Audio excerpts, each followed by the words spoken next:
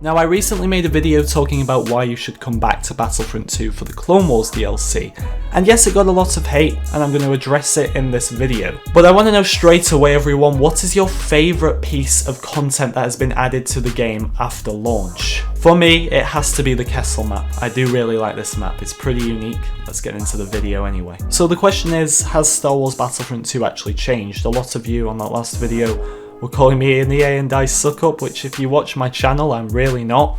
But let's look at the facts. Battlefront 2 has had 5 new maps since launch. 2 of them are recycled. Over 50 new skins have been added to the game, some of them amazing, some are all out dreadful.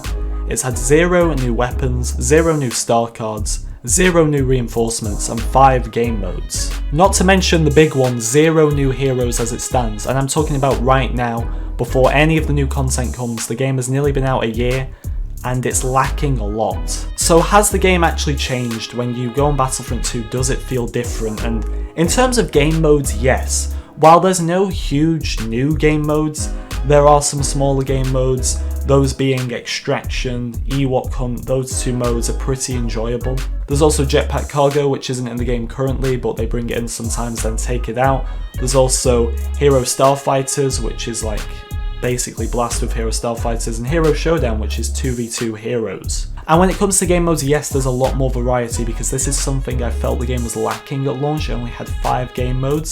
Some of them, like Blast and Strike, aren't even very good. So I think definitely in terms of game modes, it delivers now. Not to mention a Conquest typed mode is on the way. But there's 0 new reinforcements, there's 0 new heroes, there's 0 new weapons, there's 0 new star cards, not including star cards that have replaced other ones. I'm talking about, has the number of star cards changed since launch? No, it's exactly the same. Skins, once again, a lot of heroes lack skins, like Luke Skywalker only has one alternate skin really, which is his Hoth skin from the last game. Maul doesn't have any, Palpatine doesn't have any, Finn doesn't have any, I could go on. But some skins like the solo appearances for Han and obviously Lando as well are pretty good. Bausch Leia is my favourite skin in the whole game, and even some of the recycled alien skins from the last game, and there are some new alien skins to go alongside them, but even these are pretty good. But I understand why the last video got so much hate. It is really understandable, I have to say, because they aren't delivering in a lot of areas. And by the time Anakin is here, the final confirmed hero, and we have got the 4 new heroes, it's going to be like late February, early March. And admittedly, yes, when I turn on my Xbox and go onto Battlefront 2, it doesn't feel too different to what the state of the game was like at launch. There's nothing really game-changing in there. You're going to be playing the same maps over and over again. And when Geonosis does eventually come, yes, it's going to feel amazing at launch. But here is my issue with Geonosis.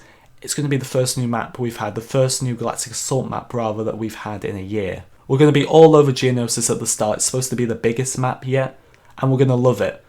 But we're going to be constantly wanting to play it because it's new, and then we're going to get fed up of it. Is it going to be so big that by the time we've got used to Geonosis, we just don't want to play it? That's something I do worry about. Plus, 1 new map in a rotation of over 10 maps isn't much in the course of a year. If you're a new player who's never played Battlefront 2 before, then you are going to love this game when Clone Wars is here.